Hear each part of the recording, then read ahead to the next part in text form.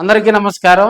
మంత్రి డోలా శ్రీ బాల వీరాంజనేయ స్వామి మీద మాజీ మంత్రి ఆదిమూలపు సురేష్ వ్యంగ్యాస్త్రాలు సంధించారు.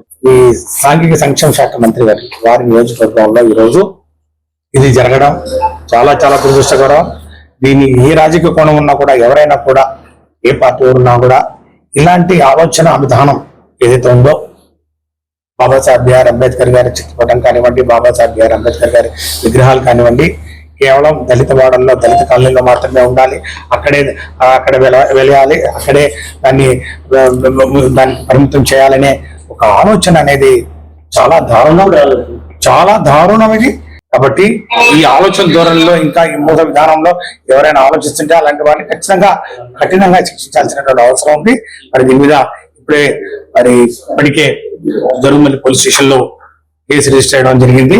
ఖచ్చితంగా దీని మీద ఎస్సీ కమిషన్ కూడా పర్యటించి వాస్తవాలన్నింటినీ కూడా వెలికి తీసి ఖచ్చితంగా దోషిని శిక్షించాలని చెప్పండి. కే బెట్రకుంట గ్రామంలో జరిగినటువంటి అంబేద్కర్ ఊరేగింపుకు సంబంధించి మంత్రి సురేష్ ఘాటైన వ్యాఖ్యలు చేశారు. ఒక సోషల్ వెల్ఫేర్ శాఖ మంత్రి అయినటువంటి తన ఇలాకాలో జరిగినటువంటి దాని మీద స్పందించకపోవటం, ఇప్పటి వరకు కూడా మరి ఎస్సీ కమిషన్ ఆ గ్రామంలో పర్యటించకపోవడంపై ఆయన మండిపడ్డారు. ప్రస్తుతం తెలుగుదేశం పార్టీ అధికారంలోకి వచ్చినాక రెడ్ బుక్ రాజ్యాంగం అమలు చేస్తుందని, దళితులపై దాష్టికాలకు పూనుకుంటుందని ఆయన ఆవేదన వ్యక్తం చేశారు. మంత్రి ఇలాకాలో పరిస్థితి ఇలా ఉంటే మరి రాష్ట్రంలో దళితుల పరిస్థితి అగమ్యగోచరంగా తయారయ్యిందని, దళితులపై నానాటికి రెడ్ బుక్ రాజ్యాంగం పేరుతో దాడులు పేటరేగిపోతున్నాయని తెలిపారు.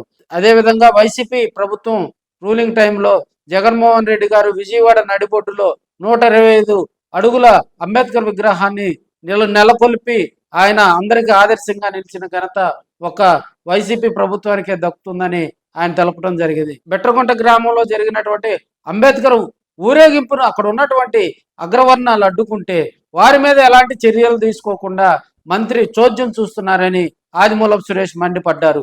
మరి అక్కడ ఉన్నటువంటి తెలుగుదేశం పార్టీ నాయకులకు తొత్తులుగా మారారని, అదేవిధంగా దళితులపై దాడులకు తెగబడుతుంటే ప్రభుత్వాలు కాపలా కాస్తున్నాయని మండిపడ్డారు.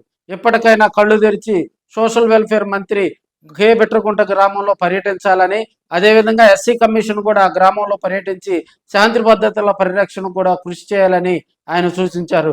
రాబోయే రోజుల్లో ఈ రెడ్ బుక్ రాజ్యాంగం పేరుతో దళితుల మీద దాడులకు గనక పూనుకుంటే తాము చూస్తూ ఊరుకోమని, వైసీపీ పార్టీ దళితులకు అండగా ఉంటుందని ఆదిమూలపు సురేష్ ఒక్కానిచ్చారు.